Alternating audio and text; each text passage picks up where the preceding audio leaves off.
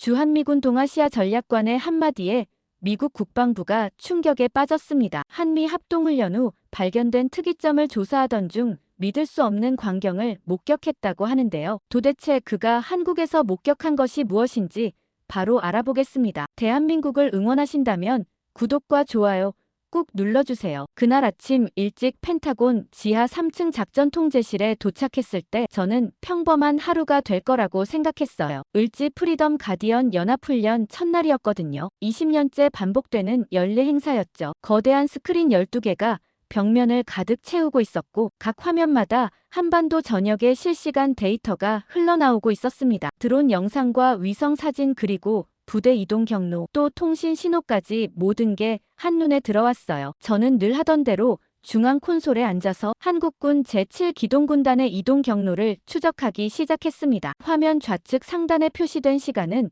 한국 시각으로 오후 8시였어요. 훈련 시나리오상 북한군의 기습, 남침에 대응하는 상황이었죠. 제가 담당하는 건 한국군 부대들이 미군 교범에 따라 정확히 움직이는지 확인하는 일이었습니다. 그런데 이상한 일이 벌어지기 시작했어요. 제7기동군단 이려단이 교범에서 지정한 경로와 완전히 다른 방향으로 움직이고 있었거든요. 화면을 확대해서 자세히 보니 더욱 당황스러웠습니다. 그들은 동쪽으로 이동해야 할 상황인데 서쪽으로 향하고 있었어요. 그것도 아주 빠른 속도로 말이죠. 저는 급하게 옆자리의 톰슨 중령을 불렀습니다. 톰, 이것 좀 봐요. 치려다니 완전히 다른 길로 가고 있어요. 톰슨은 귀찮다는 듯이 고개를 돌리더니 스크린을 흘끗 보고는 말했어요. 아마 통신 오류겠지.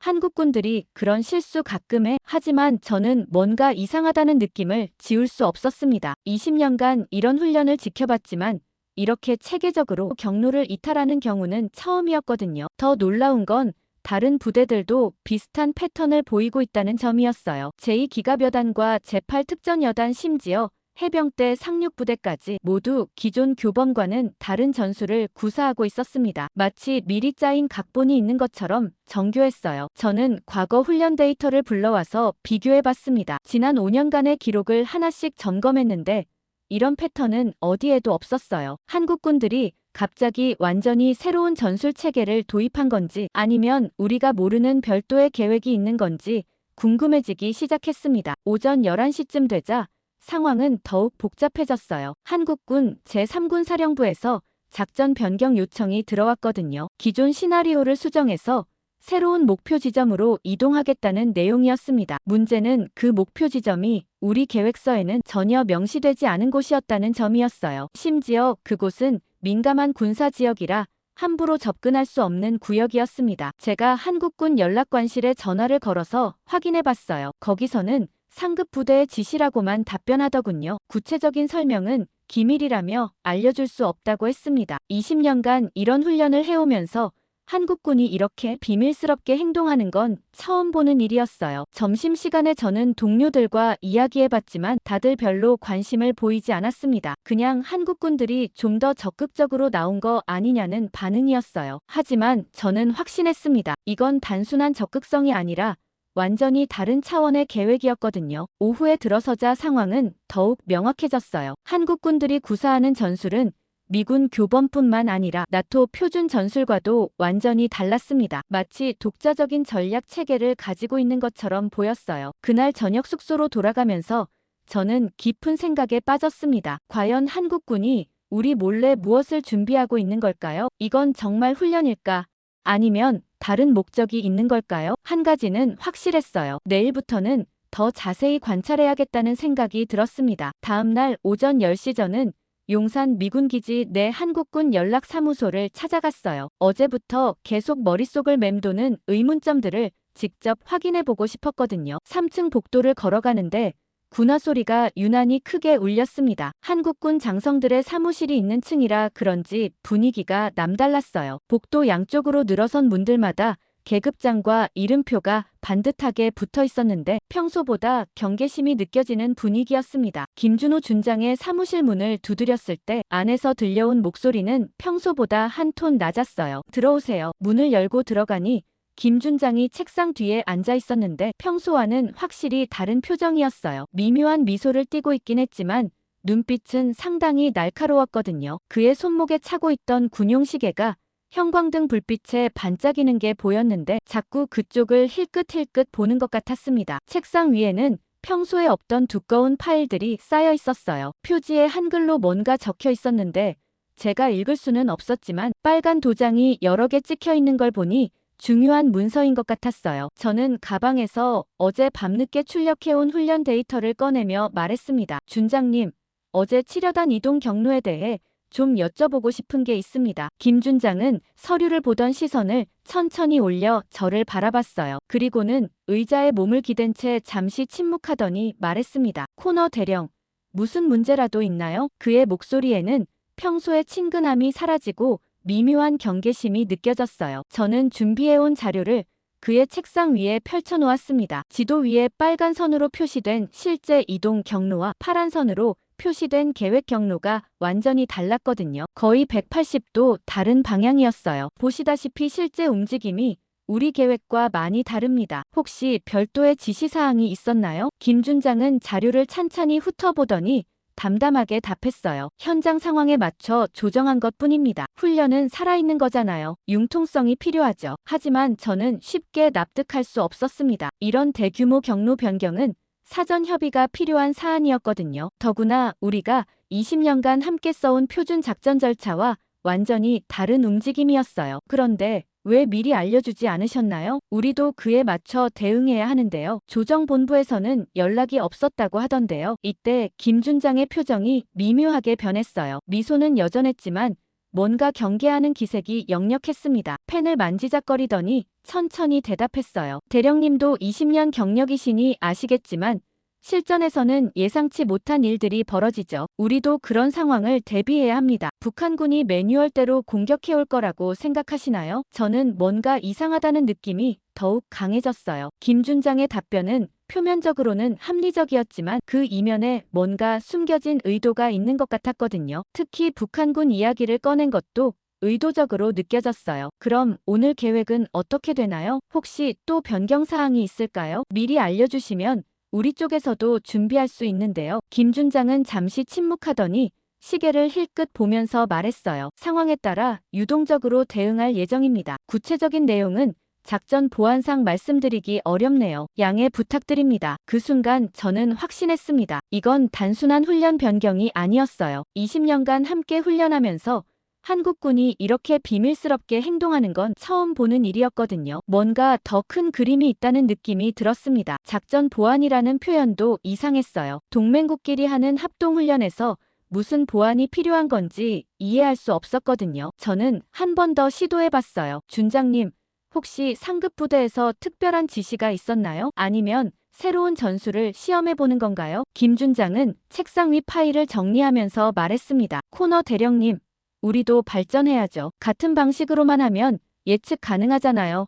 적도 학습하니까요. 하지만 더 이상 구체적인 정보를 주려 하지 않았습니다. 오히려 화제를 돌리려는 듯 다른 이야기를 꺼내기 시작했어요. 요즘 워싱턴 날씨는 어떤가요? 한국은 벌써 가을 기운이 돕니다. 곧 추석이라 부대 분위기도 들떠 있어요. 저는 그의 사무실을 나오면서 더욱 의심스러운 마음이 들었어요. 복도를 걸어 나오는데 다른 한국군 장교들과 마주쳤는데 그들의 표정도 평소와 달랐습니다. 뭔가 긴장한 듯한 분위기였고 제가 지나갈 때 대화를 멈추는 것 같았어요. 심지어 몇 명은 저를 보고 작은 목소리로 뭔가 이야기하는 것 같았습니다. 엘리베이터를 타고 내려가면서 저는 곰곰이 생각해봤습니다. 김 준장의 반응은 명백히 뭔가를 숨기고 있다는 신호였어요. 특히 작전 보안을 이유로 세부 사항을 공개하지 않는다는 게 가장 이상했습니다. 20년간 함께 훈련해온 동맹국 사이에 이런 비밀이 있을 이유가 없었거든요. 기지를 나서면서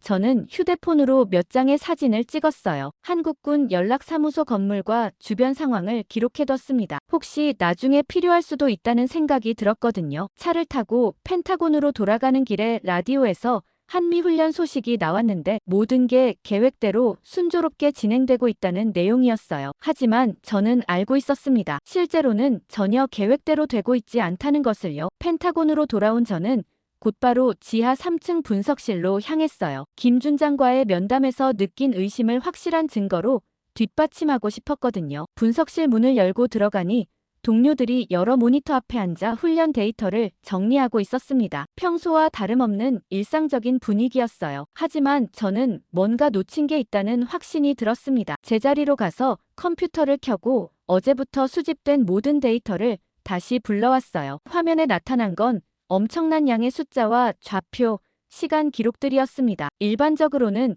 그냥 지나칠 수 있는 데이터들이었지만 저는 하나하나 자세히 들여다보기 시작했어요. 먼저 제7 기동군단의 이동 패턴을 시간순으로 재구성해봤습니다. 오전 6시부터 오후 6시까지 12시간 동안의 모든 움직임을 지도 위에 표시했거든요. 그런데 놀라운 사실을 발견했어요. 겉보기에는 무작위로 보이던 경로 변경이 실제로는 매우 체계적인 패턴을 가지고 있었던 거예요. 각 부대가 최종적으로 도달한 지점들을 연결해보니 하나의 거대한 포위망이 형성되고 있었습니다. 이건 우리 계획서 어디에도 없던 전술이었어요. 더 자세히 분석해보니 더욱 충격적인 사실이 드러났습니다. 한국군들이 사용한 코드와 통신 프로토콜이 기존에 우리가 알고 있던 것과 완전히 달랐어요. 특히 부대 간 조정 신호에 사용된 암호 체계는 미군 매뉴얼에 없는 방식이었습니다. 마치 독자적인 작전 체계를 구축해둔 것처럼 보였거든요. 옆자리에 마이크 데이비스가 제 화면을 흘끗 보더니 말했어요. 뭘 그렇게 자세히 봐. 그냥 한국군들이 좀 더 창의적으로 한 거 아니야? 하지만 저는 고개를 저었습니다. 마이크, 이건 창의성 문제가 아니야. 완전히 다른 매뉴얼을 쓰고 있어. 마이크는 의아한 표정을 지으며 제 모니터 쪽으로 의자를 끌어왔어요. 뭔 소리야? 우리가 20년간 같이 쓴 매뉴얼인데. 저는 화면에 두 개의 지도를 나란히 띄워놓고 비교해서 보여줬습니다. 왼쪽은 미군 표준 작전 절차에 따른 이상적인 부대 배치도였고 오른쪽은 한국군이 실제로 취한 배치도였어요. 둘 사이의 차이는 명백했습니다. 봐, 우리 계획대로라면 방어선이 동서로 길게 늘어져야 해. 그런데 한국군은 남북으로 깊은 중심을 구성하고 있어. 이건 완전히 다른 전략이야. 마이크도 이제 심각한 표정이 되더군요. 그러게, 이상하네. 이런 배치는 왜 한 거지? 저는 더 깊이 파고들어봤습니다. 과거 5년간의 훈련 기록을 모두 불러와서 패턴 분석을 해봤어요. 그 결과 놀라운 사실을 발견했습니다. 한국군의 전술 변화가 점진적으로 이루어져 왔다는 거예요. 매년 조금씩 미군 매뉴얼에서 벗어나는 방향으로 발전해왔던 겁니다. 2020년에는 5% 정도의 차이였는데 2025년인 올해는 거의 40% 이상이 달라져 있었어요. 가장 충격적인 건 통신 기록이었습니다. 한국군 부대 간에 주고받은 메시지들을 분석해보니 우리가 모르는 특별한 코드명들이 계속 나타났어요. 독수리 작전, 방패 프로젝트, 최후 보루 같은 표현들이 반복적으로 등장했거든요. 이런 코드명들은 우리 합동 매뉴얼 어디에도 없는 것들이었습니다. 오후 3시쯤 되자 분석실 팀장인 존 스미스 중령이 제자리로 왔어요. 코너, 뭔가 특별한 걸 발견했나? 한국군 데이터만 계속 보고 있던데. 저는 지금까지 분석한 결과를 간단히 설명해드렸습니다. 존 중령도 처음에는 그냥 사소한 변화 정도로 생각하는 것 같았어요. 하지만 제가 보여준 데이터들을 보고는 표정이 점점 심각해졌습니다. 이거 정말 확실한 거야? 혹시 데이터 오류는 아니고? 저는 고개를 저었어요. 3번이나 재검토했는데 결과는 같았습니다. 한국군이 우리와는 완전히 다른 작전 체계를 구축하고 있다는 게 명백했거든요. 존 중령은 잠시 생각하더니 말했습니다. 이거는 상급자에게 보고해야겠어. 너무 중요한 문제야. 그날 저녁 늦게까지 저는 추가 분석을 계속했어요. 한국군의 새로운 전술 체계가 어떤 목적을 가지고 있는지 파악하고 싶었거든요. 분석 결과는 더욱 놀라웠습니다. 이들의 새로운 배치는 단순한 방어가 아니라 공격적 작전을 염두에 둔 것처럼 보였어요. 특히 주요 전략 거점들을 선제적으로 장악할 수 있는 위치에 부대들을 배치해놨더군요. 밤 11시가 넘어서야 분석실을 나섰는데 머릿속은 온통 의문투성이었어요. 과연 한국군이 우리 몰래 무엇을 준비하고 있는 걸까요? 그리고 왜 20년간 함께 해온 동맹국이 갑자기 이렇게 비밀스럽게 행동하는 걸까요? 한 가지는 확실했습니다. 이건 단순한 훈련 변화가 아니라 뭔가 훨씬 큰 계획의 일부라는 거였어요. 집으로 가는 차 안에서 저는 내일 할 일을 정리했습니다. 더 많은 증거를 수집해야 했고 다른 부대들의 움직임도 분석해봐야 했어요. 그리고 가장 중요한 건 한국군이 왜 이런 변화를 시도하고 있는지 그 이유를 찾아내는 것이었습니다. 다음 날 오전 9시 펜타곤 2층 대회의실에서 긴급 상황 브리핑이 열렸어요. 존 스미스 중령이 어제 제 보고를 받고 즉시 소집한 회의였습니다. 길다란 타원형 테이블 주위로 각 부서의 고위 장교들이 모여 있었는데 분위기가 평소와는 달랐어요. 뭔가 중대한 일이 벌어졌다는 긴장감이 느껴졌거든요. 회의실 앞쪽 대형 스크린에는 제가 밤새 정리한 데이터들이 표시되어 있었습니다. 한국군 부대 배치도, 통신 패턴 분석, 그리고 과거 5년간의 변화 추이까지 모든 게 한눈에 들어왔어요. 테이블 끝에 앉은 윌리엄 존슨 준장이 회의를 시작했습니다. 자, 코너 대령이 발견한 내용을 들어보자. 상당히 심각한 문제일 수 있다고 들었는데 저는 일어서서 레이저 포인터를 들고 설명을 시작했어요. 지난 48시간 동안 한국군의 행동 패턴을 분석한 결과입니다. 첫 번째 화면을 보시면 공식 계획과 실제 움직임 사이의 차이를 확인하실 수 있습니다. 스크린 위에 빨간 점들과 파란 점들 사이의 거리가 점점 벌어지는 모습이 선명하게 드러났어요. 특히 주요 거점 지역에서의 차이는 평균 15km에서 최대 40km까지 벌어져 있었습니다. 이건 단순한 오차 범위를 훨씬 넘어서는 수치였어요. 두 번째 화면은 더욱 충격적이었습니다. 통신 암호 분석 결과인데요. 한국군이 우리가 모르는 독자적인 코드 체계를 사용하고 있습니다. 테이블 왼쪽에 앉은 마크 데이비슨 대령이 손을 들었어요. 잠깐. 그게 정말 확실한 건가? 혹시 우리가 놓친 업데이트가 있는 건 아니야? 저는 고개를 저으며 답했습니다. 아닙니다. 3번이나 확인해봤는데 이런 코드는 우리 데이터베이스 어디에도 없어요. 더 심각한 건 이런 변화가 최근에 갑자기 나타난 게 아니라 지난 5년간 점진적으로 진행되어 왔다는 점입니다. 회의실 분위기가 점점 무거워지는 게 느껴졌어요. 오른쪽에 앉은 사라 톰슨 중령이 날카로운 질문을 던졌습니다. 그럼 한국군이 우리를 속여왔다는 얘기인가? 20년간 동맹을 맺고 함께 훈련해왔는데 저는 조심스럽게 답했어요. 속였다기보다는 독자적인 발전을 추구하고 있는 것 같습니다. 문제는 그 내용을 우리와 공유하지 않고 있다는 거죠. 세 번째 화면은 가장 우려스러운 부분이었습니다. 한국군의 새로운 배치 패턴을 분석해보니 단순한 방어가 아니라 공격적 작전을 염두에 둔 것으로 보입니다. 특히 DMZ 인근 주요 거점들을 선제 장악할 수 있는 위치에 부대들을 배치해놨어요. 존슨 준장이 인상을 찌푸리며 말했습니다. 이건 심각한 문제야. 만약 정말로 한국이 독자적인 작전을 계획하고 있다면 우리 전체 전략을 재검토해야 해. 하지만 테이블 반대편에 앉은 로버트 윌슨 중령은 회의적인 반응을 보였어요. 너무 성급한 판단 아닌가? 한국은 우리의 핵심 동맹국이야. 그들이 우리를 배신할 이유가 없어. 이때 치열한 토론이 시작됐습니다. 강경파들은 한국을 더 강하게 압박해야 한다고 주장했고 온건파들은 신중한 접근이 필요하다고 맞섰어요. 데이비슨 대령이 목소리를 높여 말했습니다. 우리가 너무 관대했던 거야. 동맹국이라고 해서 무조건 믿을 순 없어. 이번 기회에 확실히 해둬야 해. 반면 톰슨 중령은 정반대 의견을 제시했어요. 한국을 의심하기 시작하면 동맹 관계 자체가 흔들려 대화를 통해 해결해야 해. 회의는 2시간 넘게 계속됐는데 결론을 내리지 못했어요. 각자 입장만 반복할 뿐 구체적인 해결책은 나오지 않았거든요. 저는 중간중간 추가 데이터를 제시하며 객관적인 분석을 유지하려고 노력했습니다. 오후 12시가 넘어서야 존슨 준장이 임시 결론을 내렸어요. 일단 추가 정보 수집이 필요하다. 코너 대령은 계속 모니터링하고 외교 채널을 통한 확인도 병행하자. 하지만 회의가 끝난 후에도 복도에서 열띤 토론이 계속됐어요. 윌슨 중령이 제게 다가와서 말했습니다. 코너, 자네 분석이 틀릴 가능성은 없나? 한국을 의심하는 게 옳은 일인지 모르겠어. 저는 솔직하게 답했어요. 저도 확신이 서지 않습니다. 하지만 데이터는 거짓말을 하지 않아요. 뭔가 변화가 일어나고 있는 건 분명해요. 오후에 저는 혼자 사무실에 남아서 회의 내용을 정리했습니다. 미군 내부에서도 의견이 완전히 갈라져 있다는 게 문제였어요. 이런 상황에서는 올바른 판단을 내리기가 더욱 어려워지거든요. 무엇보다 시간이 촉박했습니다. 훈련은 계속 진행되고 있었고 한국군의 수상한 움직임도 지속되고 있었어요. 더 늦기 전에 진실을 파악해야 한다는 압박감이 점점 커졌습니다. 그날 저녁 집으로 돌아가면서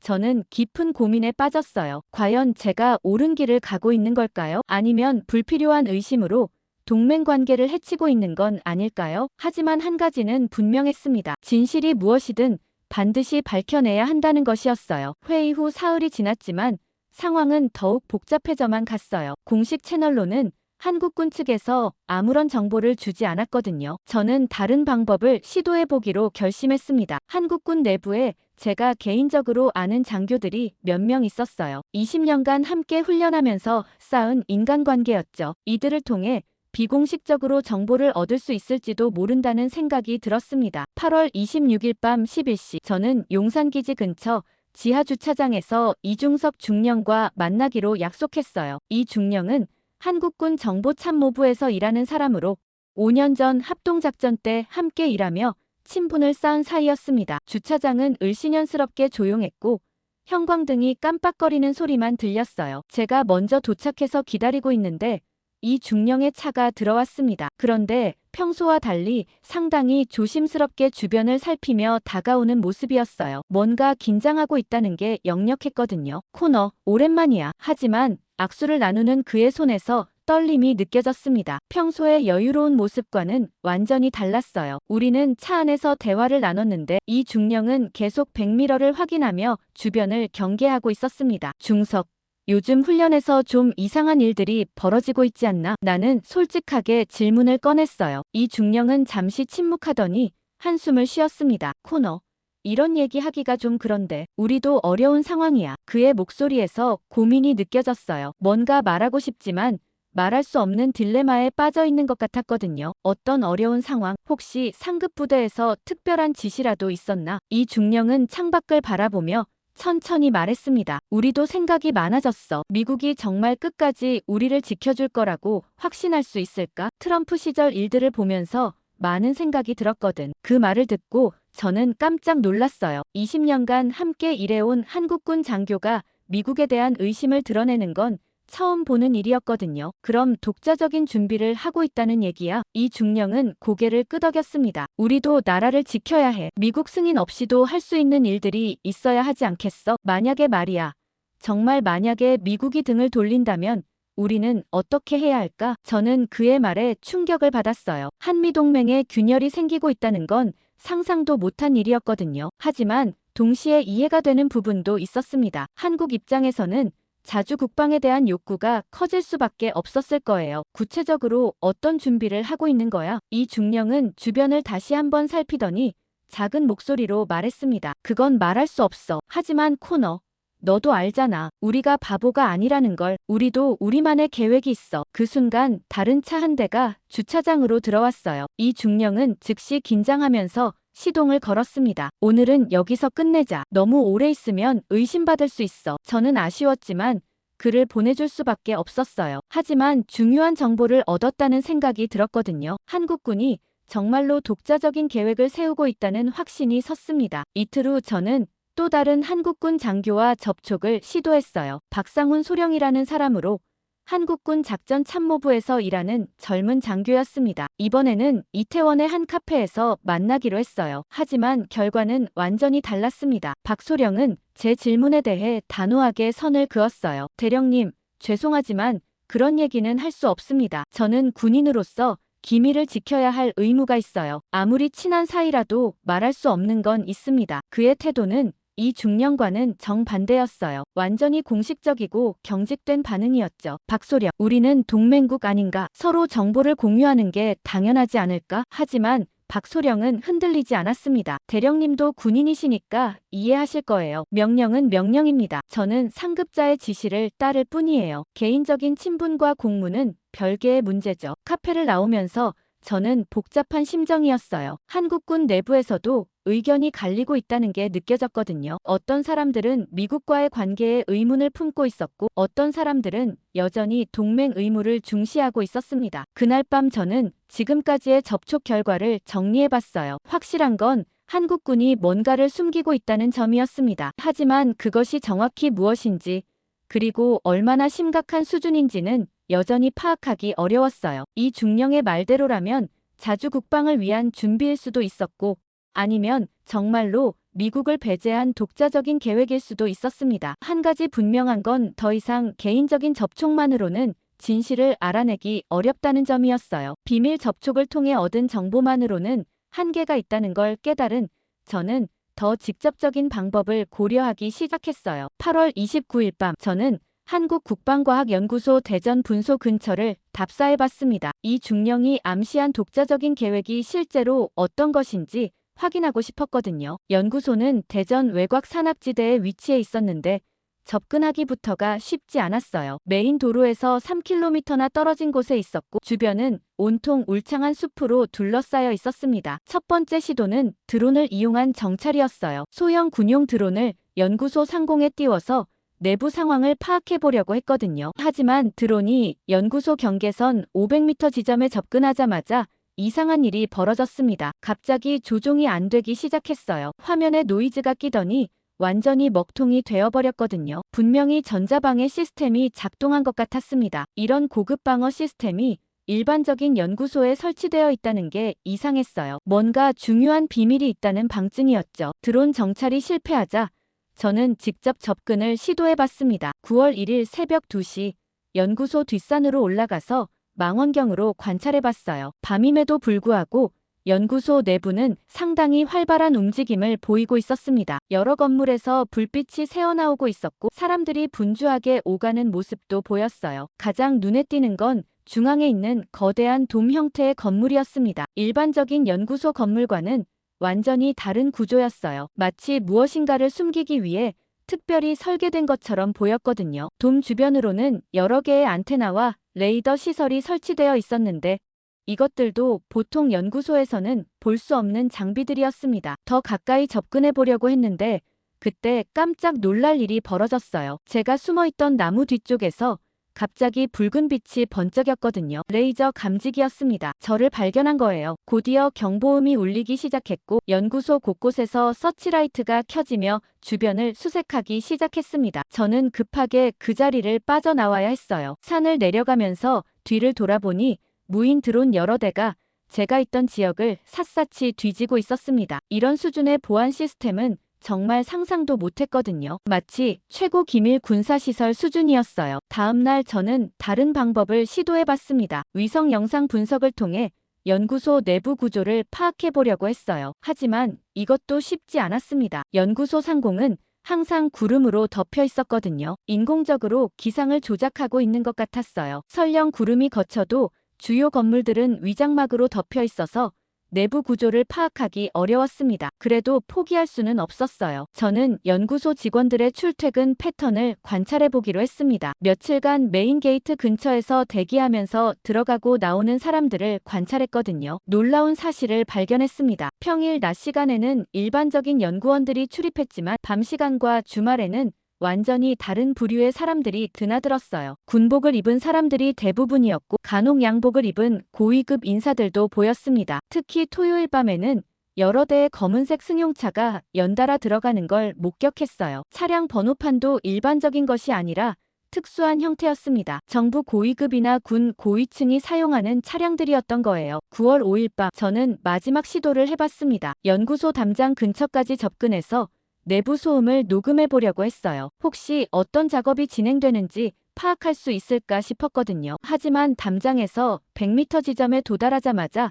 또다시 경보가 울렸습니다. 이번에는 더 빨랐어요. 저를 감지하는데 불과 몇 초밖에 걸리지 않았거든요. 게다가 이번에는 자동방어 로봇까지 등장했어요. 개 크기만 한 4발 로봇이 빠른 속도로 제가 있는 방향으로 달려오고 있었습니다. 저는 황급히 도망쳐야 했어요. 로봇의 속도가 상상 이상으로 빨랐거든요. 겨우겨우 차까지 도달해서 그 자리를 벗어날 수 있었습니다. 차를 타고 도망가면서 백미러로 보니 로봇은 담장선에서 멈춰 서더니 저를 계속 바라보고 있었어요. 마치 경고하는 것 같았습니다. 그날 밤 숙소로 돌아온 저는 완전히 충격에 빠져 있었어요. 한국의 연구소가 이런 수준의 보안 시스템을 갖추고 있다는 건 상상도 못한 일이었거든요. 미국의 최고 기밀 시설과 비교해도 전혀 뒤지지 않는 수준이었습니다. 이런 시설에서 도대체 무엇을 연구하고 있는 걸까요? 분명한 건 일반적인 방위산업 연구가 아니라는 점이었어요. 뭔가 훨씬 중요하고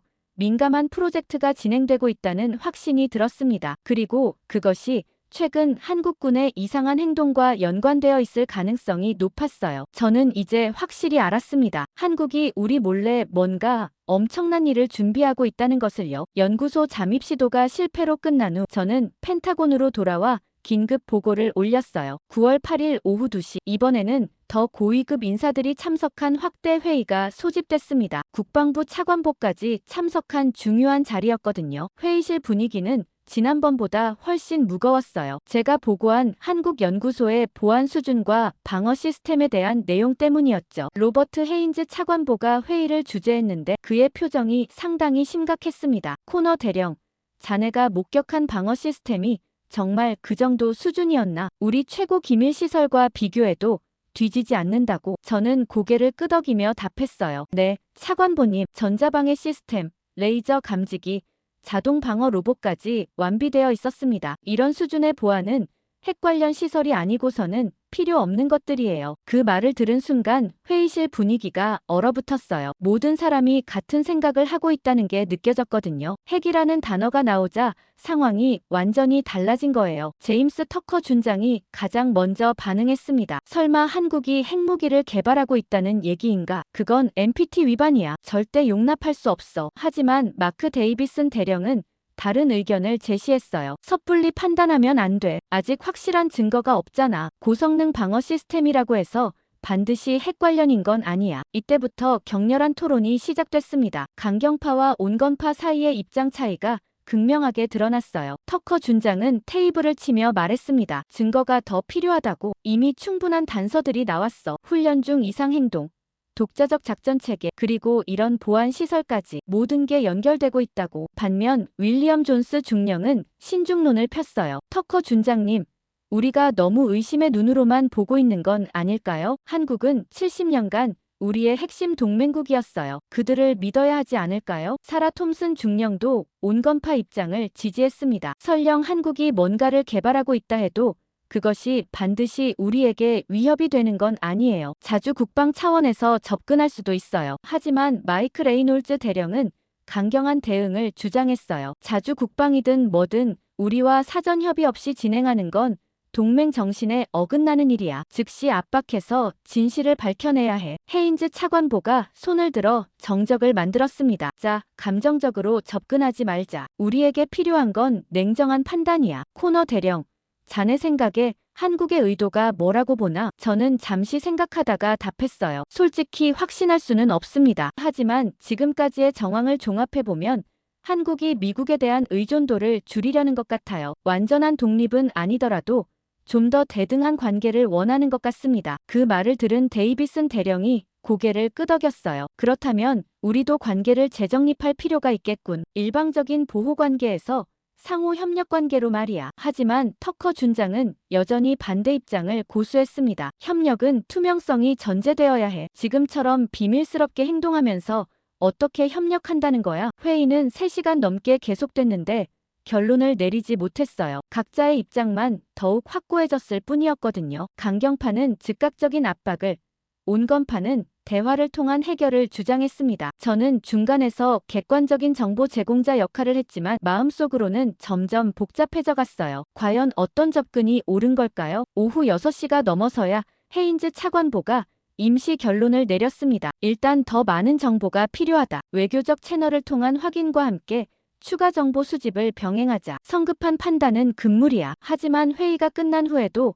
복도에서 논쟁은 계속됐어요. 터커 준장이 저에게 다가와서 말했습니다. 코너, 자네도 알잖아. 이런 식으로 끌고 가면 안 돼. 한국이 정말로 핵무기를 개발한다면 동북아 전체가 불안정해져. 일본도 따라할 거고 대만도 마찬가지야. 저는 고개를 끄덕이면서도 우려를 표했어요. 하지만 준장님, 너무 강하게 밀어붙이면 오히려 한미 관계가 악화될 수 있어요. 그러면 정말로 한국이 우리를 등질 수도 있어요. 반대편에서 존스 중령이 다가왔습니다. 코너가 맞는 말을 하고 있어. 우리가 한국을 적으로 만들 수는 없어. 대화를 통해 풀어야 해. 그날 저녁 사무실에 혼자 남아서 저는 깊은 고민에 빠졌어요. 미군 내부의 의견 분열이 심각한 수준이었거든요. 이런 상황에서는 올바른 정책 결정이 더욱 어려워질 수밖에 없었습니다. 무엇보다 시간이 촉박했어요. 한국의 프로젝트가 무엇이든 빠르게 진행되고 있는 것 같았거든요. 더 늦기 전에 진실을 파악하고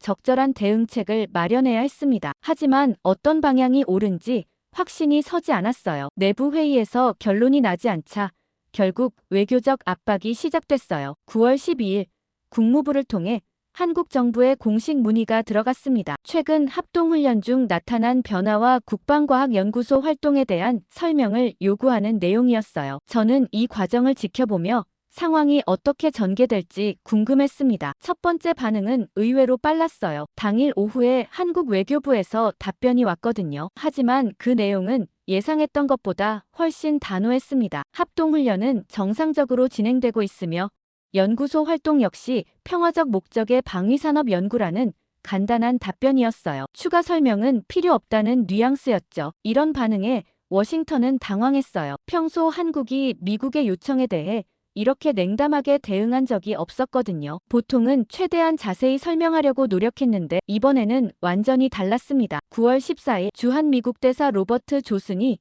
직접 한국 외교부를 방문했어요. 좀 더 구체적인 설명을 요구하기 위해서였죠. 하지만 여기서도 한국 측 반응은 마찬가지였습니다. 외교부 차관 김정훈이 대사를 만났는데 회담 내용이 즉시 보고됐어요. 김 차관은 조슨 대사에게 이렇게 말했다고 합니다. 대사님, 한국도 주권국가입니다. 우리의 내부 정책에 대해 일일이 보고할 의무는 없다고 생각해요. 동맹 관계라고 해서 모든 걸 공개해야 하는 건 아니죠. 이 발언은 워싱턴에 큰 충격을 줬어요. 70년간 한미동맹 역사상 한국 고위 외교관이 이렇게 직설적으로 말한 적이 없었거든요. 평소라면 외교적 수사로 에둘러 표현했을 텐데 이번에는 완전히 달랐습니다. 조슨 대사가 더 강하게 밀어붙였어요. 차관님, 하지만 합동훈련은 양국이 함께하는 일 아닙니까? 사전 협의 없이 계획을 변경하는 건 문제가 있어요. 김 차관의 답변은 더욱 놀라웠습니다. 대사님도 아시겠지만 실전에서는 매뉴얼대로만 할 수 없어요. 우리는 우리 나름의 전술적 판단이 있습니다. 미국이 모든 걸 결정할 수는 없지 않나요? 이 대화 내용이 펜타곤에 전달되자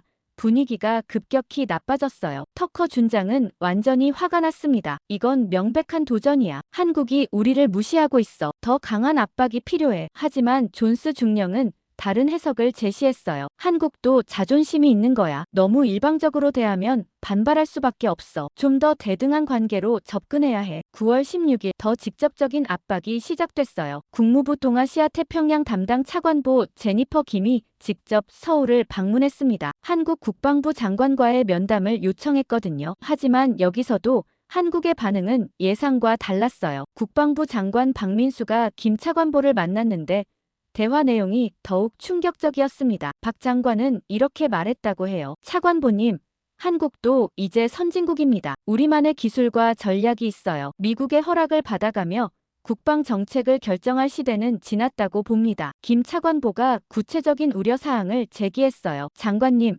하지만 투명성은 동맹의 기본 아닙니까? 특히 민감한 기술 개발의 경우 사전 협의가 필요하지 않을까요? 박 장관의 답변은 더욱 단호했습니다. 차관보님께서 말씀하시는 투명성이란 한국이 미국에게 모든 걸 보고하라는 뜻인가요? 그렇다면 미국도 한국에게 모든 걸 공개할 수 있나요? F-35 기술이나 사드 시스템의 핵심 기술을 말이죠. 이 질문에 김 차관보는 답변하지 못했어요. 미국도 동맹국에게 공개하지 않는 기술들이 많았거든요. 박 장관이 이를 지적한 것은 한국이 더 이상 일방적인 관계를 원하지 않는다는 신호였습니다. 그날 저녁 김 차관보로부터 긴급 보고가 들어왔어요. 한국 정부의 태도가 완전히 바뀌었다는 내용이었습니다. 과거의 수능적인 모습은 찾아볼 수 없고 오히려 자신감에 차 있다는 보고였어요. 특히 박 장관의 마지막 말이 인상적이었다고 했습니다. 차관보님, 시대가 바뀌었어요. 한국은 더 이상 보호받기만 하는 나라가 아닙니다. 우리도 우리만의 억제력을 가질 권리가 있어요. 이 말을 듣고 저는 확신했어요. 한국이 정말로 독자적인 무언가를 개발했다는 것을요. 그리고 그것에 대해 상당한 자신감을 가지고 있다는 것도 말이죠. 외교적 압박은 완전히 실패했습니다. 오히려 한국의 의지만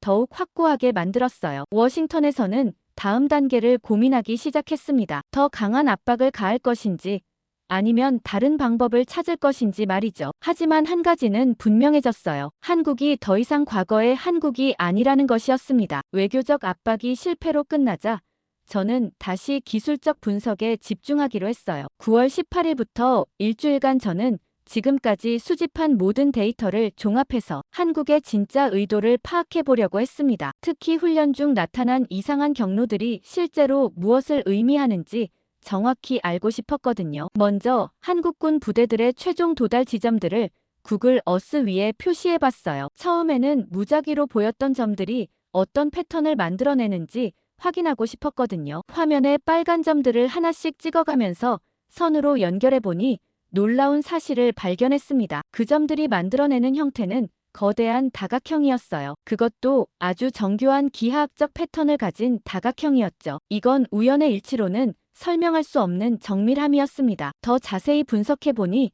더욱 놀라웠어요. 각 꼭지점에 해당하는 지점들이 모두 전략적으로 중요한 위치였거든요. 주요 교통 요충지, 통신 중개소, 전력 공급 시설, 그리고 가장 중요한 지하 벙커 추정 지역까지 모든 게 포함되어 있었습니다. 이는 단순한 방어 진지가 아니라 한반도 전체를 통제할 수 있는 거점 네트워크였어요. 특히 주목할 만한 건 지하 시설과의 연관성이었습니다. 위성 영상을 통해 확인한 결과 각 거점 지역마다 의심스러운 지하 구조물들이 있었어요. 표면적으로는 일반적인 군사 시설처럼 보였지만 자세히 보면 뭔가 특별한 목적을 가진 것 같았습니다. 환기 시설의 규모가 일반적인 벙커보다 훨씬 컸거든요. 저는 과거 북한 핵시설 분석 경험을 살려 이 지하 구조물들을 면밀히 검토해봤어요. 놀랍게도 많은 공통점을 발견할 수 있었습니다. 특히 환기구의 배치와 전력 공급 시설의 규모가 핵 관련 시설과 유사한 패턴을 보였어요. 일반적인 지하 벙커라면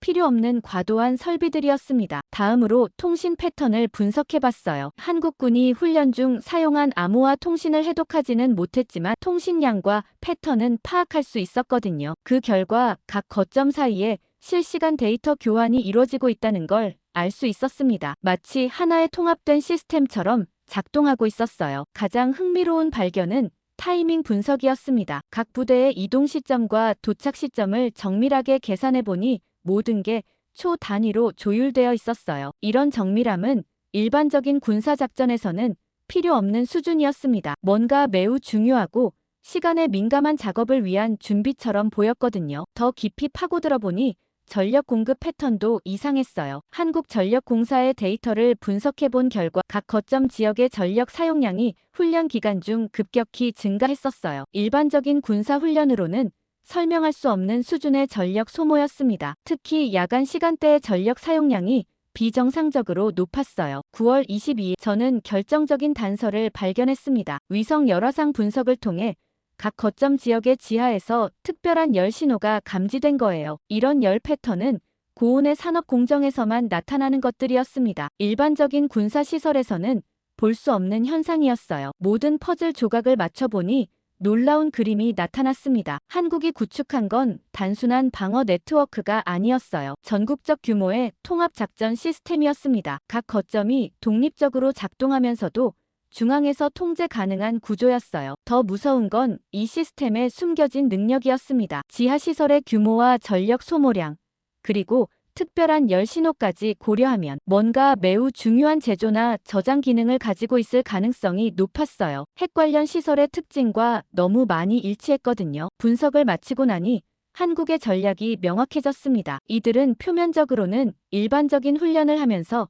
실제로는 전혀 다른 목적의 시설, 네트워크를 점검하고 있었던 거예요. 미군과 함께하는 훈련을 자신들의 비밀 프로젝트 검증에 활용한 셈이었습니다. 정말 치밀하고 대담한 계획이었어요. 그날 밤 저는 모든 분석 결과를 정리하면서 감탄하지 않을 수 없었습니다. 한국의 기술력과 전략적 사고가 우리 예상을 훨씬 뛰어넘는 수준이었거든요. 20년간 함께 훈련하면서도 이런 시스템을 우리 몰래 구축할 수 있다는 게 놀라웠어요. 이제 확실해졌습니다. 한국이 정말로 게임 체인저급 능력을 보유하고 있다는 것이 말이죠. 기술적 분석 결과를 바탕으로 저는 한국 시설에 대한 더 정밀한 조사가 필요하다고 판단했어요. 9월 25일 펜타곤 사이버 보안팀과 협력해서 한국의 방어 시스템을 역분석해 보기로 했습니다. 직접 침투는 불가능했지만 외부에서 관찰 가능한 전자기 신호나 통신 패턴을 통해 시스템의 구조를 파악할 수 있을 거라고 생각했거든요. 사이버팀의 팀장인 케빈 로저스 중령과 함께 작업을 시작했어요. 케빈은 15년간 각국의 방어 시스템을 분석해온 전문가였는데 제가 수집한 데이터를 보고는 깜짝 놀라더군요. 이런 수준의 통합 방어망은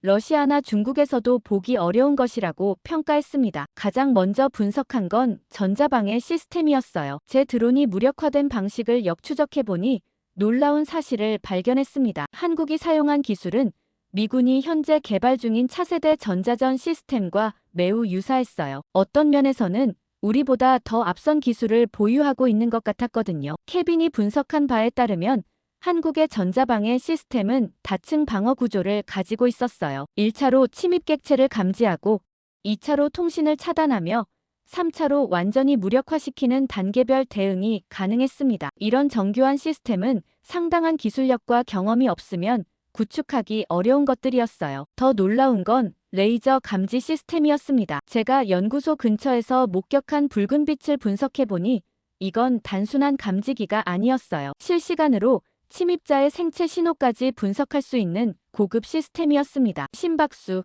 체온, 움직임 패턴까지 모든 걸 파악해서 위협 수준을 평가하는 AI 기반 시스템이었어요. 케빈이 혀를 차며 말했습니다. 이런 기술은 우리도 아직 실험 단계에 있는 거야. 한국이 어떻게 이걸 실용화했는지 모르겠어. 분명히 독자적인 연구 개발이 상당한 수준에 도달했다는 증거야. 자동 방어 로봇 분석은 더욱 충격적이었어요. 제가 촬영한 영상을 프레임 단위로 분석한 결과 그 로봇의 움직임과 반응 속도가 상상 이상이었습니다. 보스턴 다이나믹스의 최신 로봇보다도 더 빠르고 정확했어요. 특히 지형 적응력이 뛰어나서 어떤 환경에서도 안정적으로 작동할 수 있을 것 같았습니다. 더 중요한 건 이 로봇이 단독으로 작동하는 게 아니라는 점이었어요. 케빈의 분석에 따르면 여러 대의 로봇이 네트워크로 연결되어 협동 작전이 가능한 시스템이었습니다. 하나가 침입자를 발견하면 즉시 다른 로봇들에게 정보를 전달해서 포위망을 구축하는 방식이었어요. 통신 암호화 분석도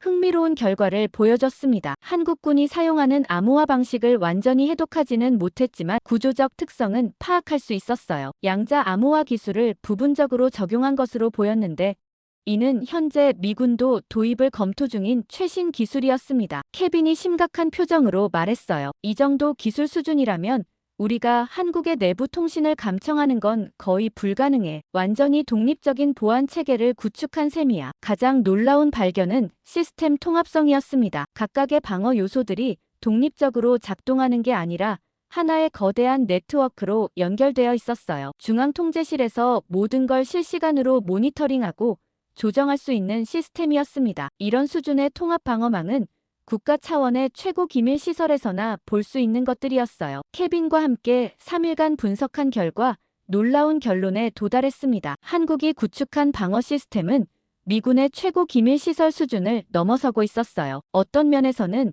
우리보다 더 앞선 기술을 보유하고 있다는 것이 명백했습니다. 특히 AI와 로봇 기술, 그리고 양자 암호화 분야에서는 확실히 우위에 있는 것 같았어요. 케빈이 마지막에 한 말이 인상 깊었습니다. 코너, 이제 우리가 한국을 가르치는 입장이 아니야. 오히려 우리가 배워야 할 것들이 많아 보여. 기술 우위를 바탕으로 한 일방적 관계는 이미 끝났어. 분석을 마치고 나니 상황의 심각성을 실감했어요. 한국이 단순히 독자적인 무기를 개발한 게 아니라 전체적인 기술 수준에서 우리와 대등하거나 일부 분야에서는 앞서고 있다는 것이 명확해졌거든요. 이는 동북아 군사 균형뿐만 아니라 글로벌 기술 패러다임 자체를 바꿀 수 있는 변화였습니다. 그날 밤 저는 깊은 고민에 빠졌어요. 과연 미국이 계속해서 기술적 우위를 유지할 수 있을까요? 그리고 한국과의 관계를 어떻게 재정립해야 할까요? 한 가지는 분명했습니다. 과거의 접근 방식으로는 더 이상 통하지 않는다는 것이었어요. 기술 분석 결과가 나온 후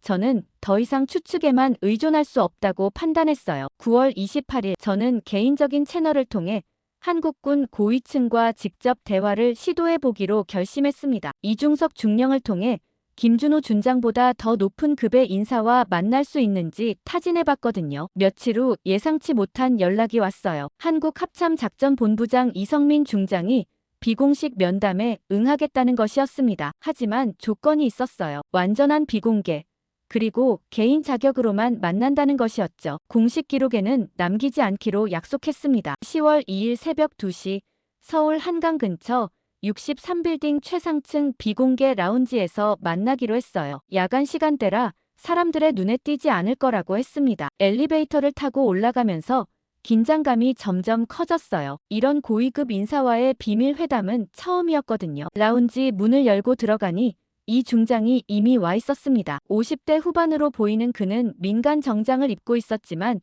군인 특유의 카리스마가 느껴졌어요. 한강 야경이 내려다 보이는 창가 테이블에 앉아 있었는데 표정이 상당히 진지했습니다. 코너 대령, 이렇게 만나게 되어 영광입니다. 다만 오늘 대화는 공식적으로는 없었던 일이라는 점 양해 부탁드려요. 이 중장의 첫 마디였어요. 저는 고개를 끄덕이며 자리에 앉았습니다. 물론입니다. 중장님, 우선 이런 자리를 만들어주셔서 감사합니다. 사실 궁금한 게 많아서요. 이 중장은 커피를 한 모금 마시더니 천천히 입을 열었어요. 코너 대령님이 최근 우리 연구소 근처에서 활동하신 걸로 알고 있습니다. 그리고 여러 가지 분석도 하고 계시고요. 저는 깜짝 놀랐어요. 제 활동이 모두 파악되고 있었다는 뜻이었거든요. 하지만 침착하게 답했습니다. 네, 맞습니다. 최근 훈련에서 나타난 변화들이 궁금해서 조사해보고 있었어요. 중장님께서 직접 설명해 주실 수 있을까요? 이 중장은 잠시 창밖 야경을 바라보더니 말했습니다. 대령님,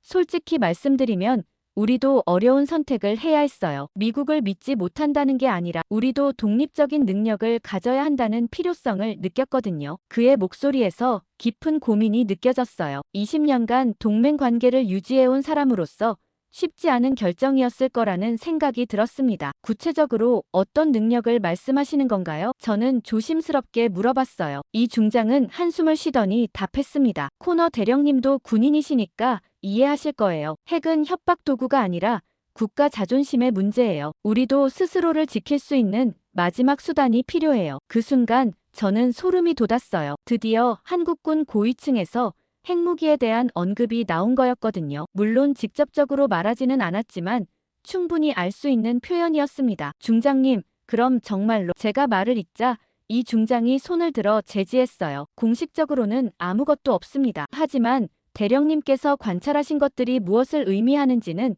스스로 판단하시기 바라요. 우리는 더 이상 일방적으로 보호받기만 하는 나라가 아니에요. 이 중장은 계속해서 한국의 입장을 설명했어요. 트럼프 시절 한미동맹이 흔들릴 뻔했던 경험, 중국의 부상과 북한의 핵무기 고도화, 그리고 일본의 재무장 움직임까지 모든 변수를 고려할 때 한국도 독자적인 억제력이 필요하다는 것이었습니다. 대령님, 우리는 미국과 적대적 관계를 원하지 않아요. 하지만 동등한 파트너가 되고 싶어요. 일방적으로 의존하는 관계가 아니라 서로 도움을 주고받는 관계 말이에요. 저는 그의 말에 공감하면서도 우려를 표했어요. 하지만 중장님, 이런 변화가 지역 안정에 미칠 영향은 어떻게 생각하시나요? 다른 국가들도 연쇄적으로 따라할 수 있어요. 이 중장의 답변은 예상보다 깊이 있었습니다. 그렇다면 현재 체제가 정말 안정적이었나요? 북한은 이미 핵무기를 가지고 있고 중국은 계속 군비를 증강하고 있어요. 일본도 언제든지 핵무기를 만들 수 있는 기술을 보유하고 있고요. 한국만 손 놓고 있을 수는 없잖아요. 대화는 2시간 넘게 계속됐는데 이 중장은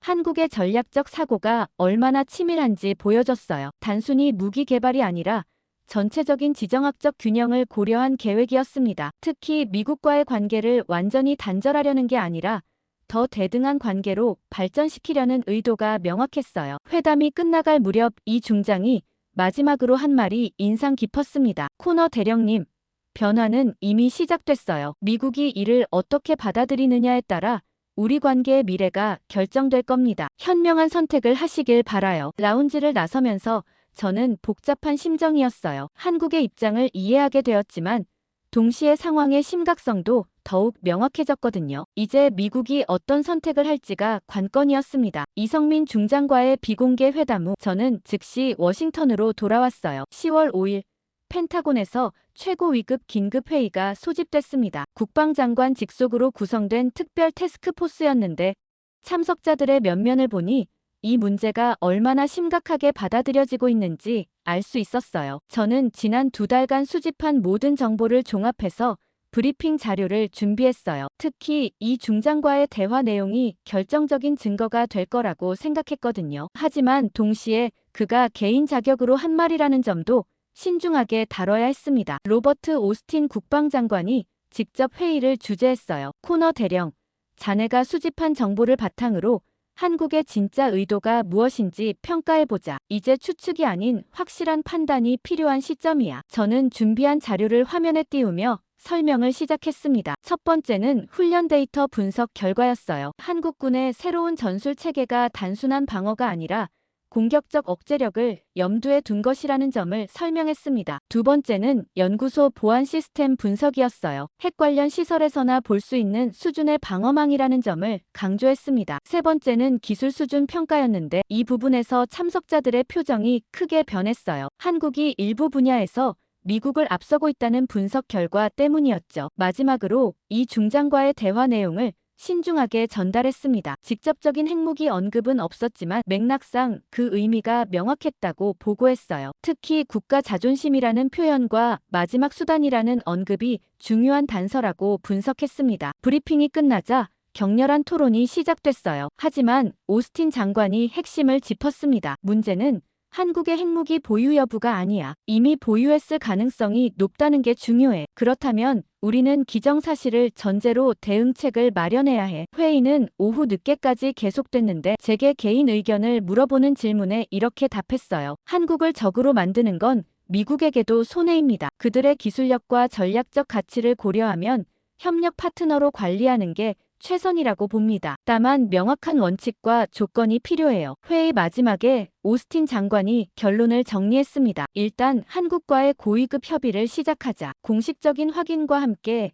향후 관계 설정에 대한 논의가 필요해. 대립보다는 협력을 통한 해결을 모색해보자. 그날 저녁 저는 깊은 생각에 빠졌어요. 2달 전만 해도 단순한 훈련 이상 현상에서 시작된 일이 이제는 미국의 대외 정책 전반을 재검토해야 하는 수준까지 왔거든요. 한국의 변화가 정말로 게임 체인저가 될 수 있다는 확신이 들었습니다. 무엇보다 이 문제를 어떻게 처리하느냐에 따라 동북아 지역의 미래가 결정될 것 같았어요. 현명한 선택이 필요한 시점이었습니다. 고위급 회의 결과에 따라 미국과 한국 간의 비공식 협의가 시작됐어요. 미군 기지 내 비공개 회의실에서 양측 대표들이 만났습니다. 미국 측에서는 국무부 차관보와 국방부, 고위 관계자들이, 한국 측에서는 외교부 차관과 국방부 차관이 참석했어요. 저는 기술 자문 역할로 배석했습니다. 분위기는 예상보다 차분했어요. 양측 모두 이미 상황을 정확히 파악하고 있었고 이제는 현실적인 해결책을 찾는 데 집중하고 있었거든요. 한국은